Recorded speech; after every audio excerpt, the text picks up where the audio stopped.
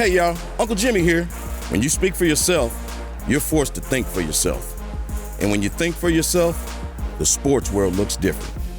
In order to enjoy this podcast and this show, you need to have the courage to look at the world from alternative points of view and not be offended when you disagree. Speak for yourself isn't your Twitter, Facebook, or Instagram feed. SFY tells you what you need to hear and not what you want to hear. So, welcome aboard, buckle up, and enjoy the ride.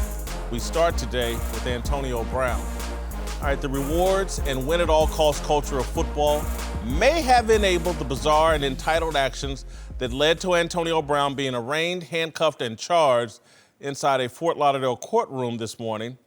But I reject any insinuation that football caused his downward spiral. Last week, Netflix released an Aaron Hernandez documentary that basically blames Hernandez's depraved actions on football. The doc insinuates that CTE played a major role in Hernandez becoming a violent murderer. The insinuation is ridiculous, but that's where we're at with the media's war on football. Anytime a football player does something criminal or inappropriate, there's a segment of the chattering class that wants to blame the behavior on the hard hits in football. Over the past year, since we've witnessed and learned more about Brown's sociopathic behavior, there have been people suggesting Brown's descent can be tied to Vontaze Burfict's concussion-causing hit in 2016. People making this suggestion just want to scare moms from allowing their sons to play football. Antonio Brown and Aaron Hernandez have something in common with the overwhelming majority of America's criminally incarcerated.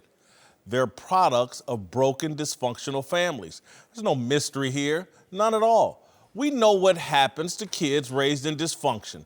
They self-medicate with drugs and alcohol, struggle to connect emotionally, and demonstrate antisocial behavior. You want your kids to be mentally healthy, happy, and well-adjusted? The two people who created the child need to form a stable, happy, and well-adjusted family. You want to fight a phenomenon that is destroying kids in American society? Fight baby mama culture. Fight the stupid notion that a single parent can do the job of two parents. Fight the New York Times for publishing a story that stated black kids need resources more than they do family. The article was titled "The Myth of the Two-Parent Family." Let me tell you what the myth is. The myth is that football is a detriment to young boys. Broken, dysfunctional families will destroy more minds of kids today than the NFL has in its 100-year history. Print that, but don't fight football. Football is one of the last tools we have to put men in the lives of young boys who are disconnected from their fathers. Football is a refuge for young boys seeking direction out of dysfunction. Soccer and tennis and baseball are sports that cater to two-parent families and their kids. Football is a sport that places welcome mats at the door of the desperate and dysfunctional, and it tries to guide them in a better direction. Antonio Brown grew up in dysfunction. His dad fathered a bunch of kids by a bunch of women. AB's mom booted him out of the house when he was a teenager. Football saved Brown. Its sin was shielding him from the full consequences of his childhood dysfunction. Those debts are now due and being charged. All right, joining the desk now are Fox Sports analysts TJ Houshmandzadeh and Rick Bucher. Marcel, let's get us rolling. Think football is the cause of Antonio Brown's behavior? No, it's not the cause. But being a former football player, it certainly is a contributor. To what degree is a conversation we can have. My first concussion ever was not on the football field. It was on the playground. Got pushed by some gangsters, some bloods, pushed me. Next thing I know, big hole in my head, 9 stitches, concussion. Fast forward a few years, I'm on the football field, another concussion. Fast forward a few more years, another concussion. So here's the thing. After the first one, I knew that this is something that is damaging to my long-term health because it's not good for me. The second ones were voluntary because I chose to play a sport that this can be a part of the hazards. Head trauma. Now, you get into the world where AB is, where we're seeing him live and in person crash and burn. Never forget that football helped him take flight to absurd levels, to dream fantasy world levels, where we can't blame football fully for what happened to him. But as I've been through a transition from the football field to the real world, your circumstances, your conditions, your mental health comes into play. And it can be triggered by some of the contributing factors from the head trauma in football. But knowing Junior Seau, the late great, as I did personally, it's also circumstantial what's going on in your head and in your world. So I don't blame football, but certainly there is a piece of the game, the hazardous part of our game, that can set a base for some of these other issues to come from. My issue is that the scale has been tipped in the wrong direction, because you mentioned that there's a combination of personal responsibility and culpability, and then there are the circumstances and the conditions within which you grow up, or the things that happen to you that influence who you are and what you do. We have now become a society where we place everything on the circumstance. Victimhood and victimization, and it's not my fault, losing the personal culpability for the choices that we make is no longer in vogue. It's always someone or something caused this to happen to me, particularly when it comes to people in the spotlight. We want to believe a certain thing about them, and so when they don't live up to what we want them to be, it's because of something else. I look at this situation and I look at Antonio Brown. Antonio Brown demonstrated that he made poor choices and poor decisions. His decision-making was not very good long before these recent incidents over the last year or two. I can't put that on CTE. I have to put it on how the values that he was taught, the principles, what he grew up with and believes in making his decisions. That is at the heart of all this. Even if you have issues with what's happening to you in football, you make that choice and you take your own discovery in terms of what it is doing to you in a particular situation. I think football is the cause of it, but I'm going to spin it in a different direction. It's not from the effects of playing football. It's his divorce from football. He's not able to play football. Like, I've been concussed. I've had my helmet knocked off and then hit, and I went to sleep for about 4 minutes. And we've all had concussions. His divorce from football is causing him to lash out and just do these crazy, erratic things. He can't play. He's felt, I've been suspended without being suspended unfairly, and I'm just going to lash out and do this and do that. And what you said is 100. Without football, you sign me up for football and you tell me when I'm coming into the NFL, these are probably the consequences. You probably will have CTE. You probably can't walk. You probably can't do this. Would you still play? I'm signing 100 out of 100. I'm taking my chances because when you come from Section 8 in the projects and nothing, and you living off government, this is our way out. At least that was my only. School wasn't a way out for me. I didn't graduate from high school, and I've said that plenty of times on this show. School wasn't a way out. The people you look up to are the people in the streets or the guys you see on TV playing sports. Football is our way out, and I'm here because of football. You might have concussion. You might have CTE at 50 or 40. I'm taking that chance because this was my only way out. My overall pushback is like, we 10 years ago, I would suggest, came up with CTE is the worst thing that happened in football. And it changed everybody's conversation. And then all I kept thinking about, well, hold on, man. I've been seeing Dick Butkus and I'm friends with Jim Brown. And I see all these old football players that weren't having these problems, and there was less protection for them. They played in a more violent game. And then we move it, someone says it's CTE, and now anything that goes wrong with a football player, it's CTE. I just reject that. Having played the game through college, having most of my friends, my best friends, having been football players at the college and some of them at the pro level, I just reject that and just go back to what Rick said in terms of the AB's issues. You can trace them all the way back to his teenage years. Long before he ever had a concussion, or maybe he had one in 8th grade, who knows? But it goes all the way back to his teenage years, and if you look at all the data about who ends up in criminal behavior and getting locked up, it's guys from dysfunctional backgrounds. A lot of the issues related to bipolarism and poor mental health, stems from a dysfunctional childhood. How the way we pamper and protect kids from really, don't they say the first 5 years are probably the most important? Yeah, if they're not showered with that love and protect, you set them on a course that leads to self-medication and all the things that the tow truck driver said AB appeared to be high, and I believe that. I believe that part of his problems are self-medicating with drugs, but we want to go to football instead of these drugs, alcohol dependency, poor values being instilled, things like that. Yeah, we're saying a lot here, and we can't ignore any slice of this pie. And the slice that I'm going to focus in on is the CTE because of this. We have to remember there's a physical realm that has tangibles. You can see it. It's easy to understand. And there's the mental realm, which has the intangibles, which is vague. And CTE is putting people at a disposition that right now we're going to call pretty vague in understanding its effects. But let's not confuse that from the fact that physically we all have different dispositions. TJ can eat the same thing I eat, and it's going to land on me different than it is on TJ. Just like that mentally. He may be in a disposition where triggered with the CTE, whatever level it is. It doesn't even have to be Aaron Hernandez, who had the worst CTE as 27. Allegedly, whatever the report said. The point of it is, if your disposition is at a certain heightened level, and then you were a kid who wasn't loved for only one thing, that football, and then you start to divorce that same thing that you're only adored for, now we have to say that all of this is a part of the equation. Because we found a commonality in dysfunctional families, not having both parents. That's a common denominator. And then what's a common denominator from a lot of these guys who don't transition well?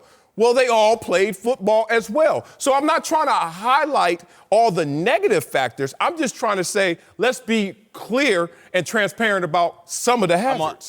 I just want to add in, Delonte West has had a difficult time transitioning, has some mental health issues, basketball player. Yeah. No one's blaming CTE. No, and I would say at the heart of it, it's Delonte West in that he has not identified that he has an issue to deal with. I'm going to use your analogy when you talk about eating something that wouldn't bother TJ. And you. It wouldn't bother you either. Have an issue with you. But whose responsibility is to recognize this isn't good for me? That I shouldn't eat this because it's not good for me? Is that on the people that are offering it, that are providing it? No. Or is it ultimately on you or me to say, this is not good for me, therefore I need to go in another direction? I hope this doesn't come off as corny. And this is part of the advice and the guidance and the counsel that I believe that Antonio Brown is missing. Is we're not human doings, we're human beings. The idea that I cannot identify or tie myself to what it is that I do in order to get my fulfillment of who I am and what my principles are about. Preach. No one ever taught that to Antonio Brown. Nope. And so to your point, I think you're right. I think that the NFL provided a cocoon where we didn't get to see the real Antonio Brown or the issues that he had. But that's not the NFL's fault, ultimately. It's who created the Antonio Brown that made him susceptible to, if he didn't have the NFL, he didn't have anything. And sorry, we got to go, but the last thing I would just want to say is I don't want Antonio Brown coming out a year from now, 2 years now. Oh, it's football. I did all that crazy stuff. It was football. If it wasn't for football, I would have been Larry Fitzgerald. But what if that's proven? What if that's factual? I just don't know. I don't even think you can really prove that. I don't think you can prove That's it. my point. But look, let's be real. The NFL is not being forthright in telling everything about CTE for a reason. Everybody that comes from our background would sign and take that chance and play. But not our children. I'm not signing my son up for it.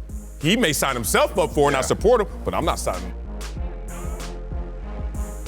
TurboTax is here to help this tax season by making tax filing easier for you. They've made it their mission to give you all the tools and advice you need to get your taxes done with confidence. Like making uploading your W-2 as easy as taking a picture. Just use your phone or tablet to simply snap a picture of your W-2 and then watch your information appear in the right place in your tax return.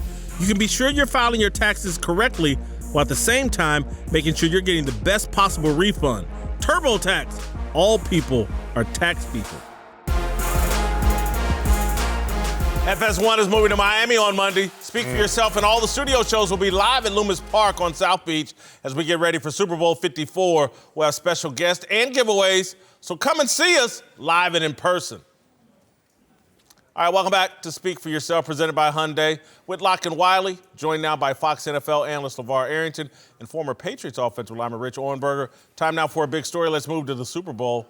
According to Fox Bet, the Chiefs are favored by 1.5 over the 49ers. The game will be a showdown of the Chiefs' great offense versus the 49ers' great defense. But this week, Pro Football Talk's Mike Florio made an interesting suggestion for how San Francisco can slow down Mahomes. At a certain point, you trade the risk of 15 yards if you can send a message. And football is still a physical, violent game. If you can hit him, even if it's close to the sideline, even if he's maybe started into his slide, when the championship is riding on it, I think it's a different analysis. And yeah, we may give up 15 yards or half the distance to the goal line. I mean, that's the thing, Peter. If somebody had blown up Patrick Mahomes inside the 5, okay, it goes from the 4 to the 2. Right. Big deal. All right, you got an issue with these comments? I do, even though I wholeheartedly agree with him and love what he's saying. This is just another episode of when keeping it real goes wrong. And this is what's us in the media, when we talk about our responsibilities and how things are perceived, you have to be careful of this. He's highlighting the errors of those defenders. And in real time, I was saying the same thing. Oh, because they have player safety and protecting the quarterback in their head, they're not actually going out there and defending up to their capabilities. So what does that suggest to the next defense? Maybe you're going to have to go out there and overcorrect. Maybe you're going to go out there, maybe you have to toe that line. And that can be perceived as reckless. So that's my only issue with it. He's stating the obvious, so why do you really need to state it if you understand what a defense's intentions are in the first place? A little reckless. Yeah, I'm conflicted by it because while all of that makes great sense, you know, if he slips on a banana peel, Patrick Mahomes, and isn't healthy for this game, the 49ers have a better chance of winning this game. So if he's injured in the field of play, if they get after him and hurt him when they hit him, then yeah, it makes sense. But the conflict comes in this: we belong to a brotherhood.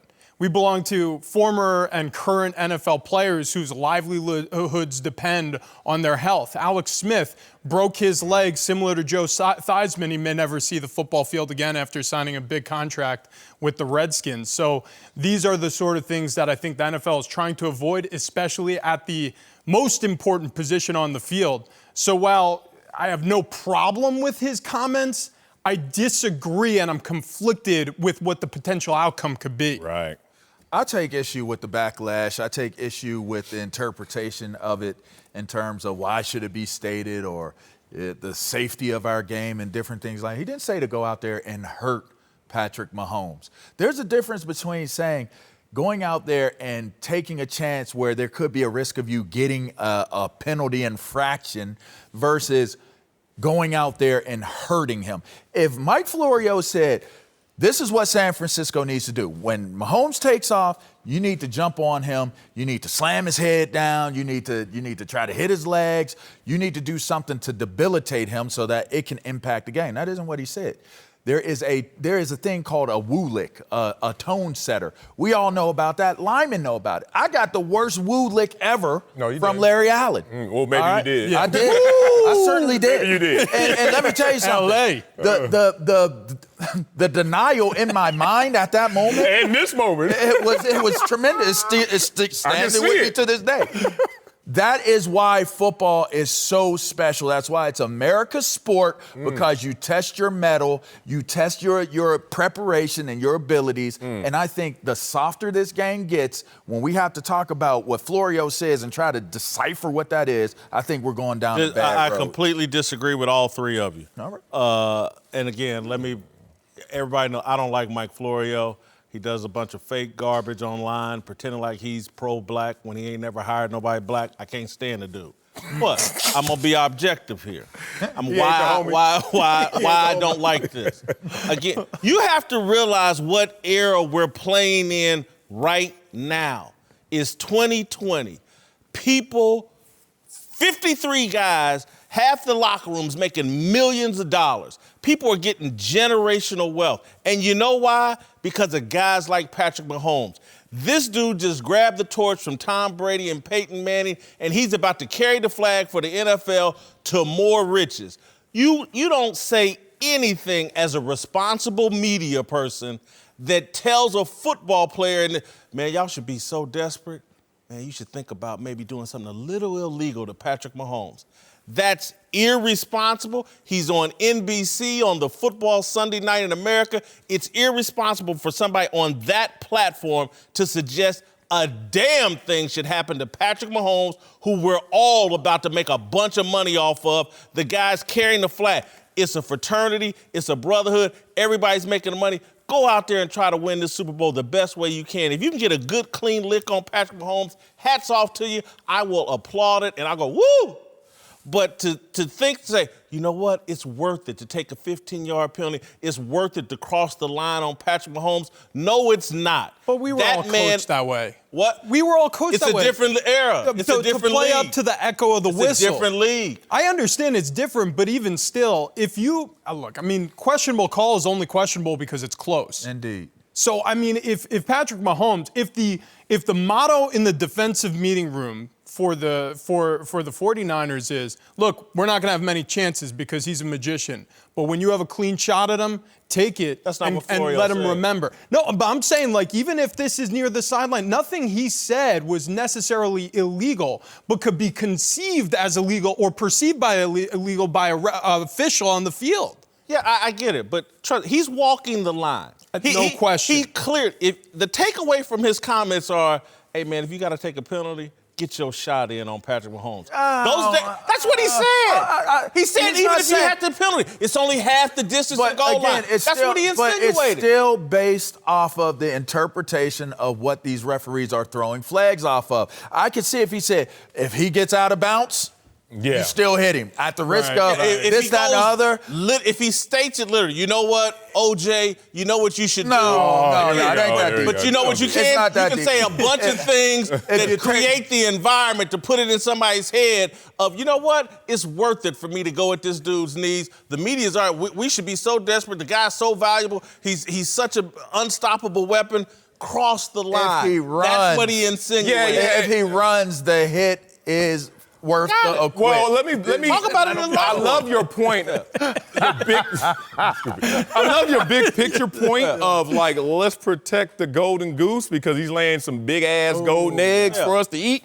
However, the game has grown to these levels because of this same mentality in these rooms, whether it goes back to Bountygate or just to any coach who's going to highlight the risk-reward relationship of knocking a message into Patrick Mahomes. So Patrick Mahomes understands this as well. He's taking advantage of the rules that are trying to protect him. Last 3 games, he's run 22 times, leaning into his inner Lamar Jackson because he knows that out there it's not hell to pay like it was yesterday. But these coaches are now saying, look, there still is a risk-reward relationship, and let's be real, as much as I was a part of the fraternity and brotherhood, if I could knock Tom Brady out and see him next time, that's what I wanted to do. But it's not even about knocking him out, Whit. Like, but I want to. It's not. Yes, I want to. LeVar, it's not. Look, it's not. You don't want to knock Patrick Mahomes out? It's about getting the hit and sending the message, making him uncomfortable. But I want to knock him out. But if you're playing against him, you do. If you're playing against him, yes. In the Super Bowl, yes, you do. What was Charlie Sheen's TV show? 2.5 Men? 2.5. 2.5 Men, yeah.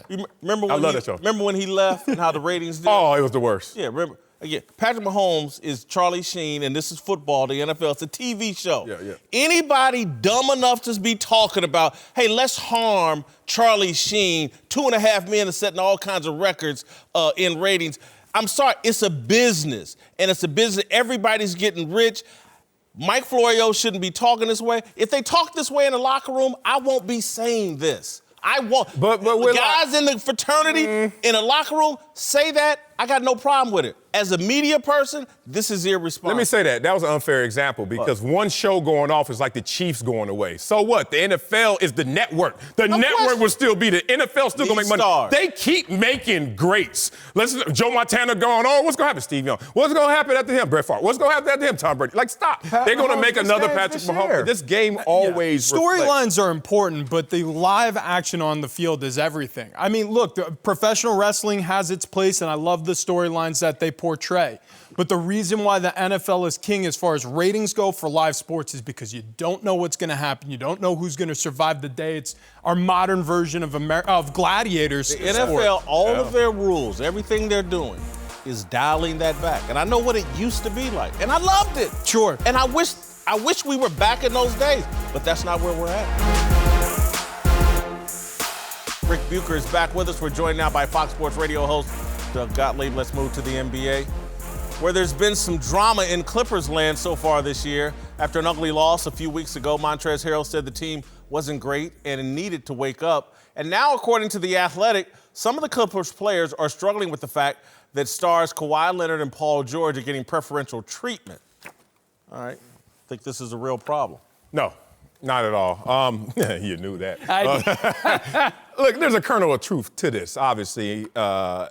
In the transition from last year's team that overachieved with this tremendous culture, but still lost in the first round, to now you have championship expectations. Obviously, there's going to be some changes, and some people are going to be a little hesitant to making that full change, especially when they don't have the reward in tow right now. It's a patient process that I understand that this report is trying to say is existing, some of those issues, but it's being blown out of proportion. This team is top 7 offensively and defensively in terms of efficiency. They're 6-2 since these comments, and I'm not going to let the sensibilities, and this is said with all respect, of those who were on the losing Clippers or the team that overachieved now be the tour guide for our championship run in this year with these Clippers and these two superstars. So I'm a trust in Kawhi and Doc Rivers, who have won it all, who understand that marathon more so than those who have overachieved but come up short.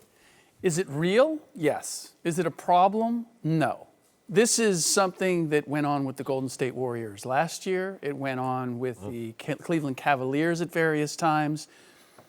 And the timing of it is not good for Montrezl Harrell or any of the other malcontents in that locker room, because Kawhi Leonard is on one right now. Right now. He is demonstrating and has demonstrated over the last 5 games exactly why there is a double standard. Because the reality is, on every team, there is a double standard. You try to disguise it, you try to minimize it, but the reality is some guys are more valuable than other guys, and the rules are going to be different as a result. Yeah. Now, the distinction is, and this has always been my concern about the Clippers from the very beginning, how will they wear being the best team, considered by many the best team in the league? How will they handle that, never having demonstrated it and proved it fully over the course of the season and in June? The fact that they're already feeling some of that, and I believe it has affected their play on a night in, night out basis, is what concerns me. But does this issue of some guys not being happy with other guys, does that concern me? No, it does not. It concerns me a little bit more than it does you guys, just because the culture was why we were told Kawhi and Paul George wanted to be there, right? It's the same thing with the Nets last year, right? The Nets and the Clippers had the 2 best cultures. They looked like they were having fun, and they both overachieved. And now both teams add 2 superstars, and the Nets seem even less happy, but part of it is they don't have Kevin Durant. And look, you can say this doesn't exist. This is how it is everywhere. I don't think it's like that with the Spurs. Okay? I don't think it's like that with the Patriots. The organizations that are synonymous with consistent success, they treat their stars just like they treat everybody else. And I think that's what they thought Kawhi and Paul George would buy into, even if they don't play that much. Look, it's hard to have a guy who's sometimes there and sometimes I got to sit. Sometimes you have shoot-arounds, sometimes you don't. what's my role tonight? Look, just am I getting 15 tonight? Am I getting 25 tonight? Docs always tell me to be ready, but what am I exactly being ready for? I think that's the normal bitching that occurs in every locker room, and it's even worse when your stars sometimes play and sometimes don't. But the thing about that's different in this and the Warriors you talked about. The Warriors had that, but that's after they had won. Clippers haven't won anything yet. Okay, but they're already complaining. But here's the great distinction: is that whether it's the Patriots or the Spurs, and the Spurs, in the end, ultimately did. When they stopped winning and there was a double standard, now there's going to be other guys saying, hey, wait a minute, what's the deal? When you're winning, the ancillary players will stay quiet and go along for the ride because they're like, you're going to get me the thing that I can't get anyplace else, so that's going to buy my side. I think it's a problem. I think it's a real problem. I think it's a problem that could affect them in the postseason. These guys need to like and respect each other. I think last year, Doc Rivers all year preached about culture and our identity, and this is how we win. We're a lunch pail team. We grind it out. And you listen to that for a year and have success, and then this year comes around and your whole identity and message change, or it's just like, well, hold on. What we were told last year doesn't apply this year. And they probably should have anticipated Kawhi isn't Tim Duncan. No, he's not. And so he doesn't Popovich wasn't able to coach him the way he coached Manu and Tim Duncan and all that other stuff. But these guys were fed a culture that worked, and they believe in it, and then they didn't expect it to change. They expected just to add more talent to that culture, and the talent is changing the culture, and they're dissatisfied. If this was another superstar, I would agree with you. If this was Kyrie Irving, or if it was a guy who was just an offensive dynamo, I would say that would create an issue. But Kawhi Leonard, when he plays, is very much Montrezl Harrell. He is a two-way player. He is a guy who gives you as much effort defensively as he does offensively.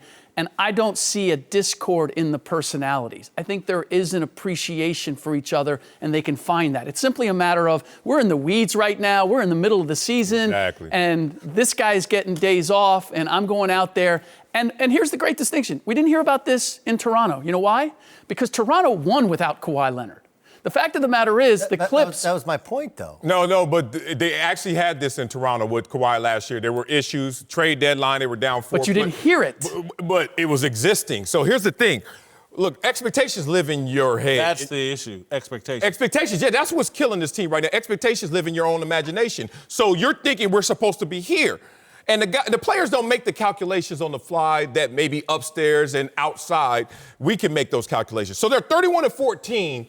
Despite the 2 stars missing a combined 30 games. Do you understand how great you guys are when you guys play together? And that's the problem. They're getting cooked by those expectations. But would you say they are 30-14? 31-14. 31-14. They probably, third in the West. They probably expected to have 6 losses. That was their expectation. We're going to be a great team. No, but they haven't played together. Listen, I spoke with one of their assistant coaches before the year started. And he's like, look, we're not going to have Kawhi for 60 games. We're not planning on trying to be really good until March. Assistant coach. What about Montrezl Harrell? Okay, again. But, difference. But again, that's the problem with the wiring of all of these guys, right? Like, they got a bunch of junkyard dogs. Yep. Right? Like Patrick Beverley. And Kawhi Leonard is a junkyard dog. He when is. He plays. When he plays. When he plays. Yeah. When he plays. But it's also, you got to learn how to play with those guys. Right. Now we play one way with you and one way without you. And so I don't think it's the end of days sort of problem that they have the chemistry that the Lakers had when LeBron came back, where he's sitting down, at the end of the bench and nobody wants to make eye contact with him. I don't think it's like that. I do think it's a problem because it's really hard to ever find kind of your rhythm. Yeah. I just don't want to minimize that this double standard happens everywhere. And when it becomes a report, let's not exaggerate it because it happens everywhere. Tom Brady used to have his own parking space. All of a sudden, they yanked it. Tom Brady says no double standard, no double treatment. They pay for TB12, and it's almost circumventing the CBA. But you know what? That is a double standard because you're Tom Brady. Everyone gets preferential treatment no matter who you are and where you are. Rick Bucher and Doug Gottlieb are back with us. Time now for Darnell's question of the day. All right, take it away, homeboy. Yes, sir. Let's move to my guy, Kobe Bryant. Yesterday, we talked about Kobe's comment saying women could play in the NBA. And Whit, I heard you say that you think Kobe is a good role model now that he's retired. I know you've criticized LeBron lately for not being a good role model, being too focused on being an influencer. So I want to ask you guys, do you think Kobe is a better role model than LeBron? Yes, I do. I do think I love everything about Kobe pretty much post-career. I was a huge Kobe critic. I'm a LeBron guy on the court. I think LeBron clearly a better player than Kobe on the court. Off the court, I prefer Kobe Bryant. I know a lot of people were sitting there thinking about Colorado, and I get it. I was a critic of Kobe at that time, but I evaluate people on how they get back up after falling down. And I love the way Kobe's handled his post-career. I think he's a tremendous role model. I don't think he's a better role model than LeBron, and I'm talking to all the parents out there. We were just speaking of dysfunctional families, one parent, two parents in home. Please don't let athletes be role models for your kids. These are guys who have a singular existence based on punt, pass, kicking, and dribbling, and they're in their 20s or young 30s. Trust me, I'm ashamed of some of the stuff I did in my 20s, whether it was public or not. If you want your kid to come out functional, please make his role models tangible. Now, let's talk about who's better. LeBron. Duh, it's easy. I'm not even gonna talk about Colorado, which is a big strike, maybe out, but let's just continue to talk about what Kobe did in terms of his career. Came out to LA, I remember him, day one, Kobe Bryant lands in LA. Well embraced by all, McDonald's kids, taking Brandy to the prom. Then that morphed into, oh, you know what? Kobe's switching up. He's a recluse. He's a little isolated, having issues with his parents. Oh, then that turned into running Shaq out of town. Then running the GOAT coach out of town, begging that coach to come back. Then Black Mamba steals a moniker from a high school kid at Crenshaw High School, and I'm the Black Mamba, stole it from DeAnthony Thomas. And then Kobe Bryant rides Black Mamba all the way through. And we know that Kobe, on the court, in terms of locker room presence, and even off the court, has stepped in it, where LeBron doesn't have those issues. Like, if I had to tell my son, pick one, I love Kobe. I respect his commitment, but LeBron, with all the hype and all of the attention, all we have is a Boys and Girls Club $5 million donation. His daughter has a YouTube channel, and he played on the basketball court in the layup line with no shoes on. Like, that's it for LeBron, so of course it's LeBron. Can we get you a T-shirt that says Instigator? Because your questions are always getting us into trouble. Oh, man, that's my job. Look, I am with you in that I would never want my kids to look to a celebrity or an athlete to be a role model. Yeah. The issue that I have is too often we look at it and we say we base it on what they've achieved as opposed to how they've achieved it. And I will push back on you in terms of controversy around LeBron James. I'm listening. LeBron James isn't up front in what he does. He does his operating behind. You don't think he got David Blatt fired? You don't think he's had guys moved? You don't think he's orchestrated teams in order to get what he wants and left those teams in shambles? I'd rather get David Blatt fired than Phil Jackson. Okay. Run him out of town. But the reality is, the Phil Jackson thing you can't put totally on Kobe's play. What about Shaq? And ultimately brought that was. What about also, beefing with your own parents? That was also mutual. But I don't want to go. You hanging Kobe on his past. I was trying to evaluate him on going where forward? he is now and what he's been doing post-career. But go ahead. Well, but here's the thing. Whatever Kobe is, Kobe has made it clear what he is. Mm-hmm. And I would want my kids to take that, be direct with me, be upfront with me, show me who you are, good or bad, as opposed to LeBron, I never know where he sits. That's the difference. It's the difference. LeBron is like a manufactured, like if you could cut out exactly what you're supposed to do, he's done it, right? But underneath, it feels kind of fake, whereas Kobe is totally flawed. He's flawed as a player, he's flawed as a human.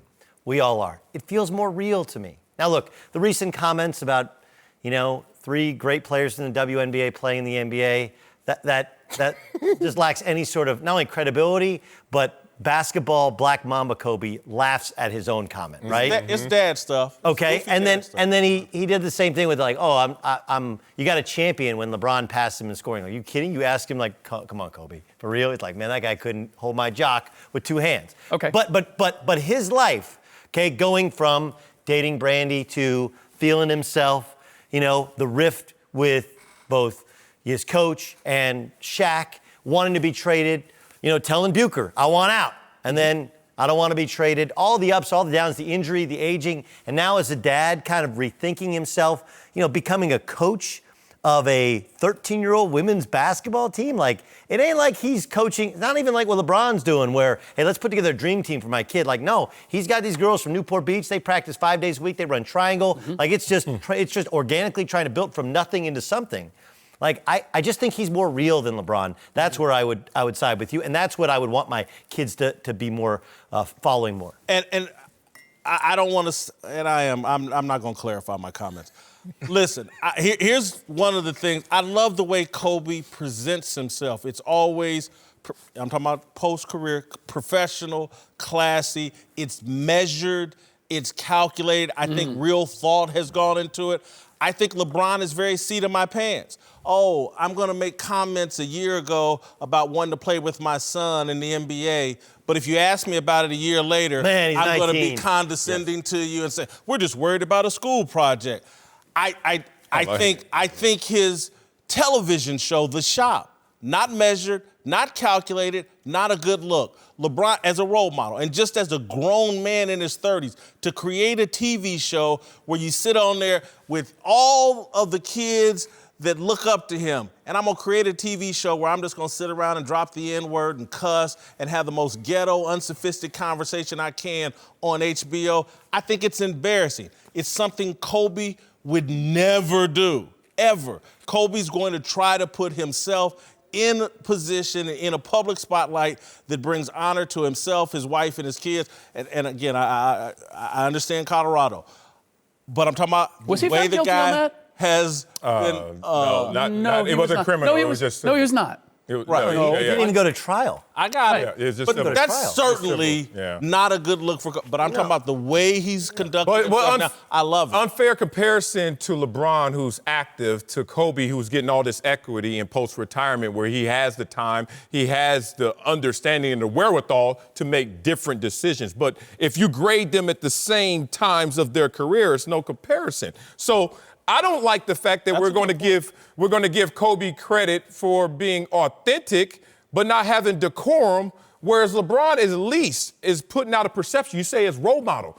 That's perception. He showed up drunk to a game last year when he was hurt. I don't know if he was drunk. He was drinking, though. On the surface, Kobe is bad. At least LeBron is trying to fake it, if you want to call it that. Yes. He's good. Yes. And then LeBron did under it. Kobe is, at the same time, was not so good. And you're saying LeBron, I perceive him as not being so good. Not exactly what he's professing. No, wouldn't you like the etiquette of someone at least trying to be perceived in a positive light? I always get the sense. How is that a penalty? I feel like LeBron, like what he's saying behind the scenes is not at all what the reality is, as Buke's point. But is that living in your imagination? Because you just don't understand how these things are occurring without him being disingenuous. No. Genuinely, I know of situations where too. he's treated people really badly. Yes. And he has made sure that is not portrayed. Look. But doesn't that take investigative reporting to know versus Kobe? You don't even have to know that. You don't even have to do any reporting. You just see it. Look, I'm not proposing that Kobe's a better human or a better person. Absolutely. I just think his lifespan has been much more real. And look, Buke can speak to this. We talked about this off air years ago. A lot of people are really concerned, like, if you take basketball away from Kobe Bryant, like, what's going to happen? What's going to happen? Like, I don't think he would go like Delonte West, but like, he was really a guy who, but when he got hurt, he tore that Achilles tendon. My kids were in school, same school as his kids, and he was there. He was there on the lunch bunch, serving lunch. It really helped his I can remember life. hearing from Kobe toward the end of his career. He had a plan and a vision for his career, post-career, that he's executing flawlessly. I got to give him credit. And I've been a long-time Kobe critic. Kobe probably can't stand me, but I love the way he's handling he can't stand you, that's true. Joined again by TJ Houshmandzadeh and Rich Orenberger. Time for the most fearless discussion of the day. All right, Eli Manning's retirement has sparked a renewed conversation about the Pro Football Hall of Fame and its standard for induction. Football immortal Deion Sanders weighed in yesterday, stating, honestly, I'm not so sure what being a Hall of Famer means anymore.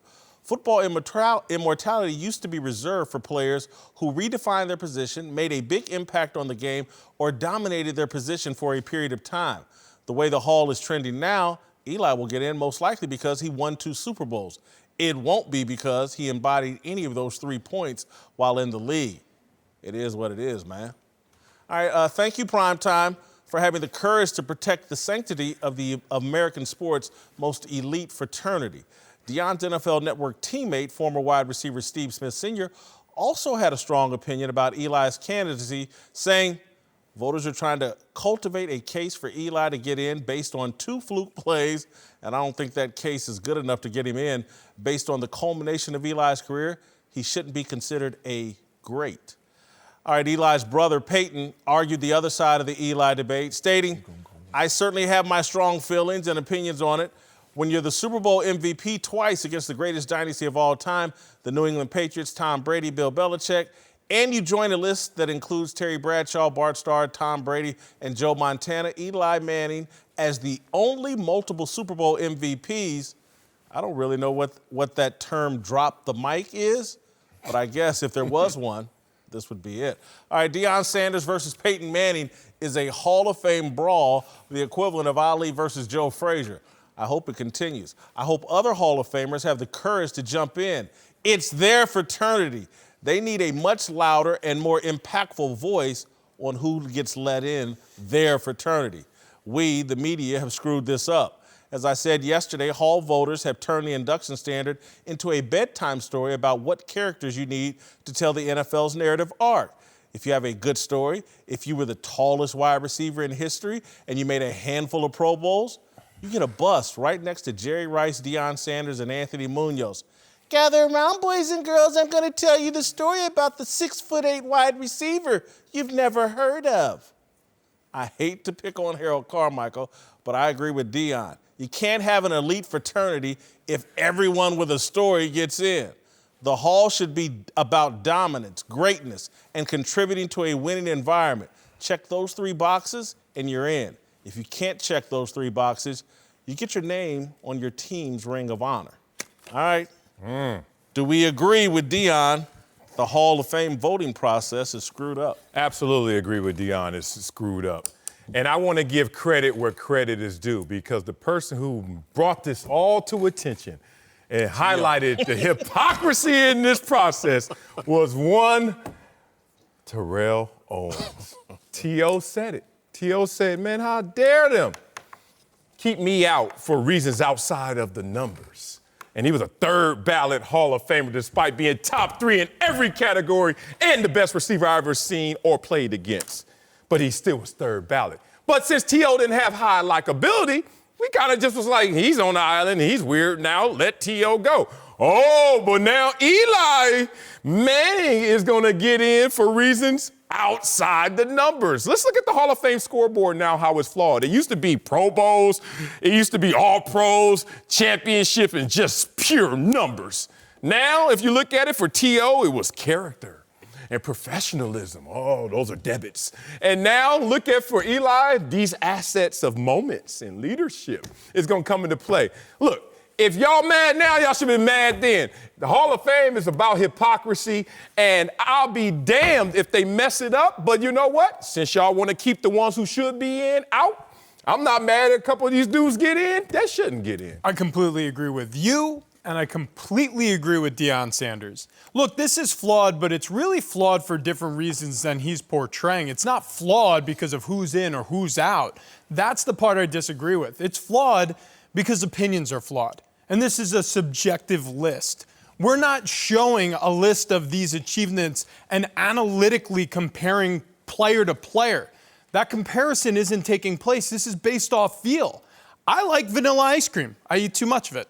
Okay? It's my opinion that that's the best flavor. It doesn't mean that it's the best flavor. It means that I think it's the best. So you have hundreds of people who think that certain guys are the best and others don't. It doesn't diminish the players that aren't in the Hall, but it does showcase the flawed system that it has been inherently designed and accepted because it's opinion-based. You have a point when you talk about your vanilla ice cream. Hey, 100% the system is flawed. But when you're talking Hall of Fame, the subjectivity of it is completely different when you make the comparison with ice cream. You know when you watch football, he's better than him. Oh, man, I've never seen nothing like this. Like, when Prime says that, oh, who's the best corners to play? It'll be 20 years from now. His name will still come up. When he was playing, who was the best corner? His name will come up. When I was playing, who's the best receivers? For sure, the first two you're going to say is Moss and T.O. Everybody after that could be subjective. Maybe you would say Marvin Harrison. Who's the best running back? First person to come out your mouth is Adrian Peterson, at least for me, when I was playing. When you say who's the best quarterbacks, when Eli was playing, you're going to say his brother, Peyton Manning, Aaron Rodgers, Tom Brady. You're not going to say Drew Brees. You're not going to say Eli Manning.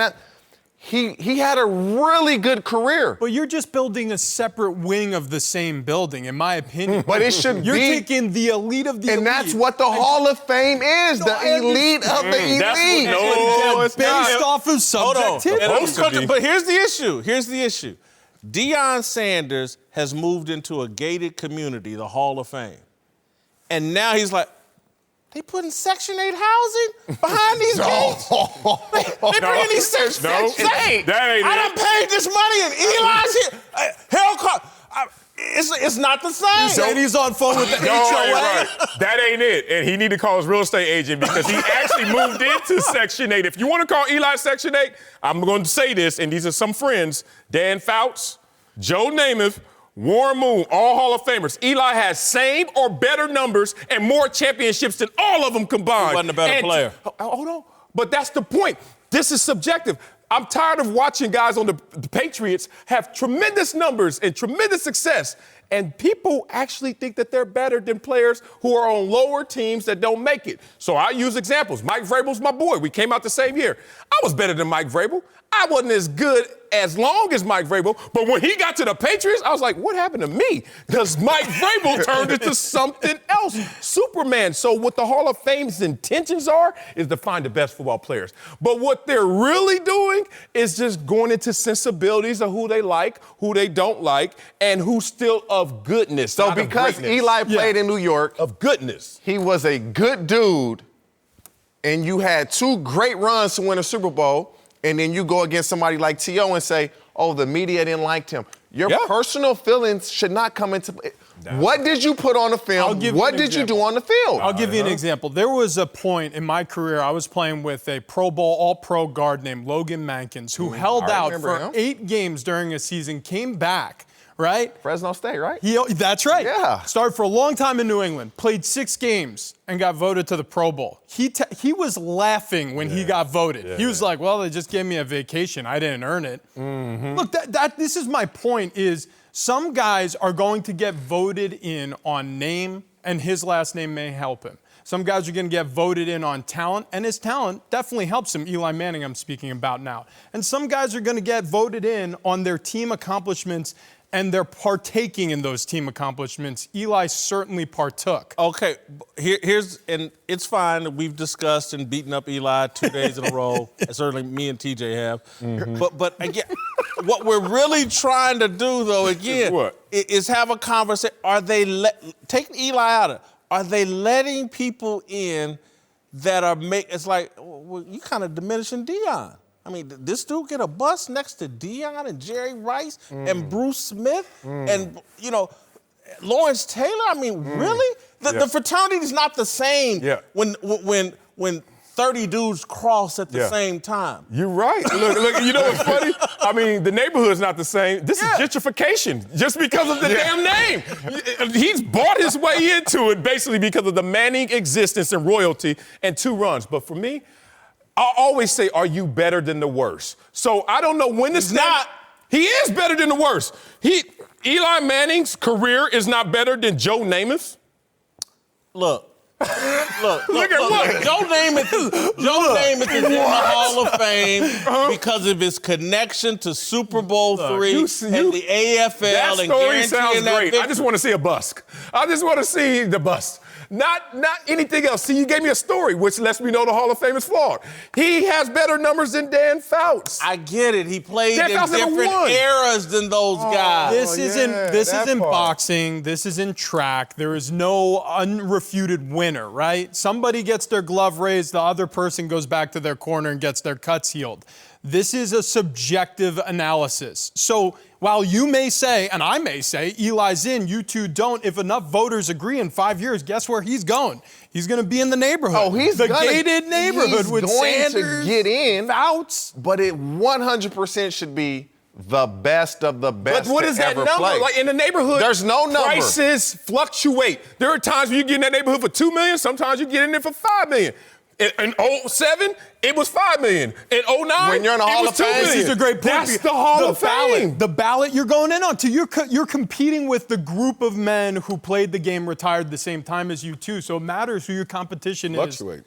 Come the end of your career. I just don't think. You don't think he's in the Hall of Fame? It's just simple. No, and he's not the only one. I've been on this for a long time, and because it pains me to ever badmouth somebody in the Hall of Fame. It pains me anybody that like played in the NFL and had a great career.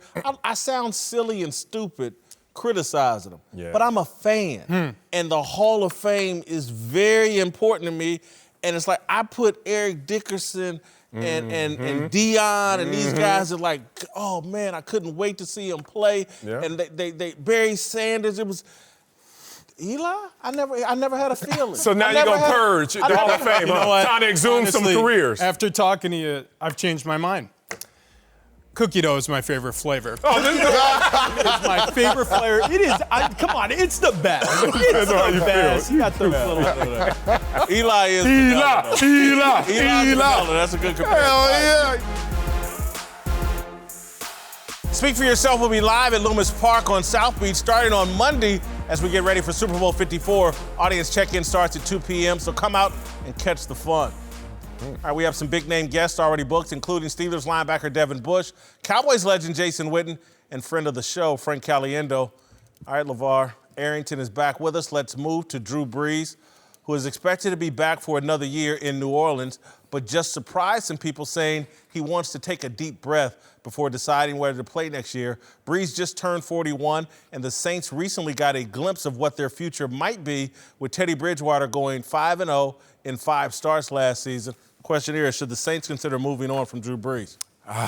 Yes, and I think that they already considered it, even in the slightest form, with the low ball offer that he was playing under.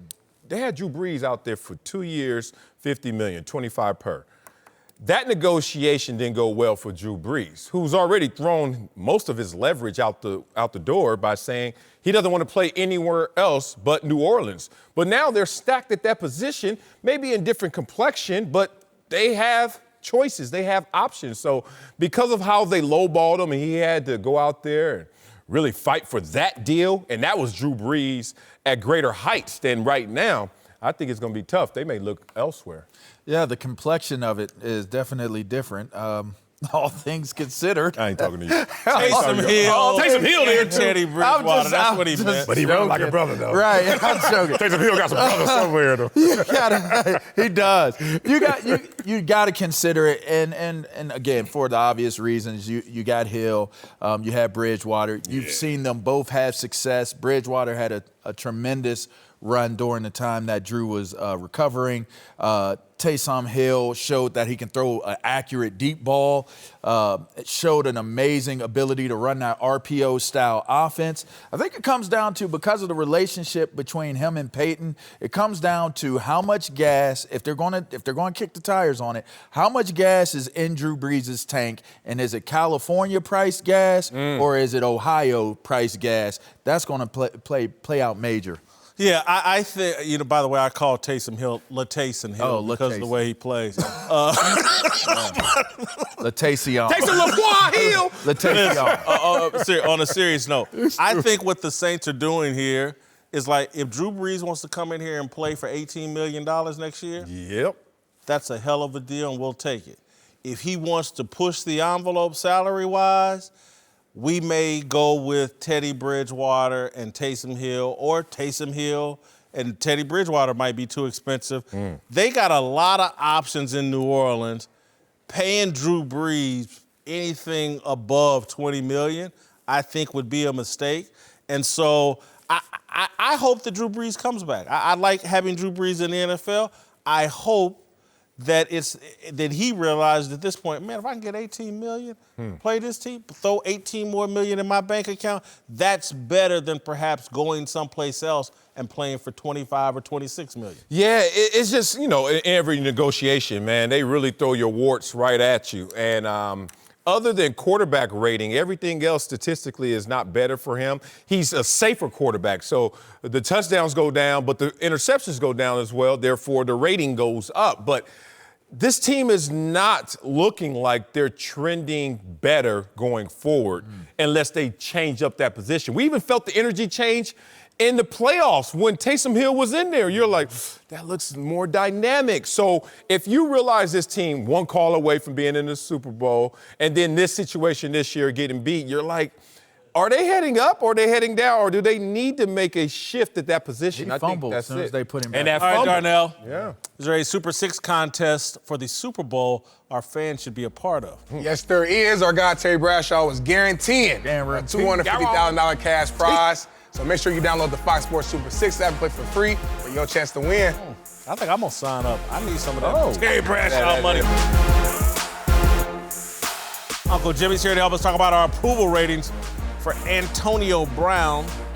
But first, who's your big dummy of the day? Yeah. You are for sitting up here, even using the words the Mannings and Section 8 in the same breath. Right. That's like using the word Whitlock and dollar menu. They don't go together.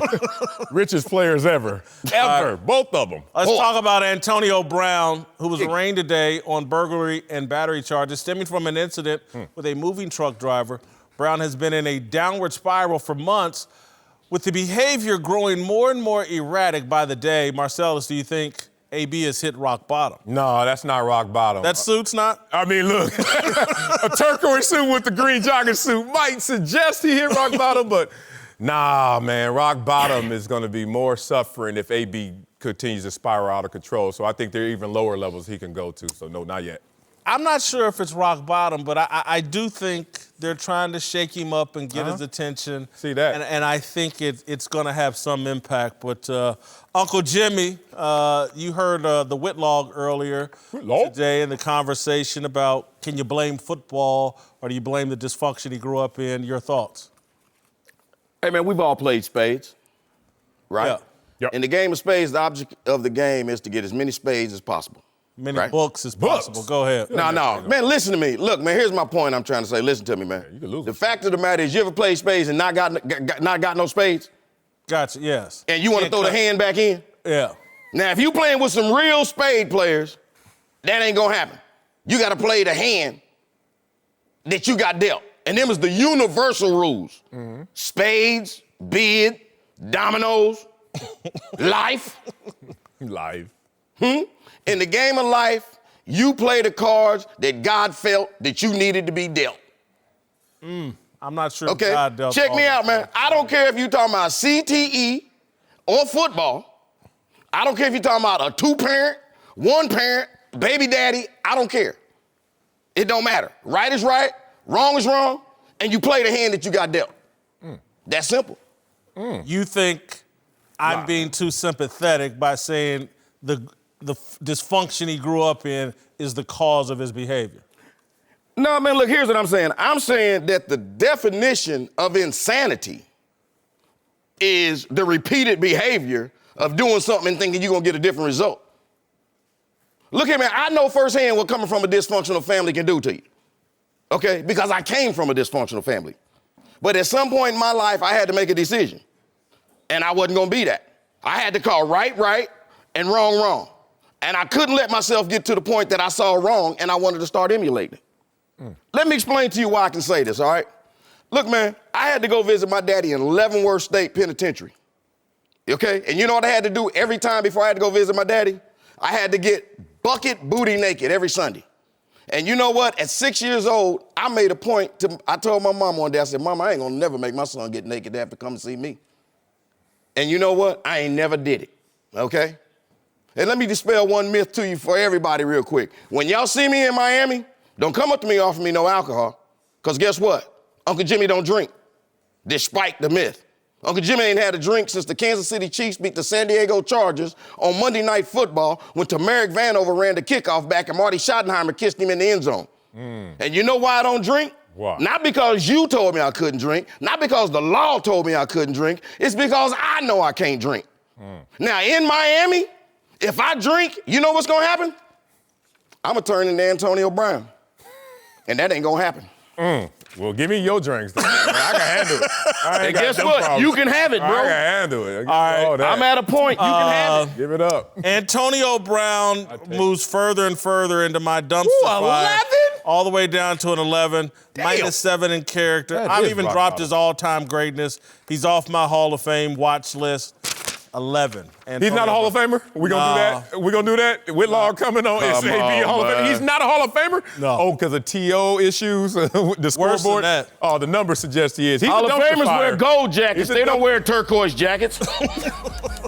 With the green underneath, though. Look, the green liner is what The internet agrees with he's- both of us. 90% of us have him at a dumpster fire.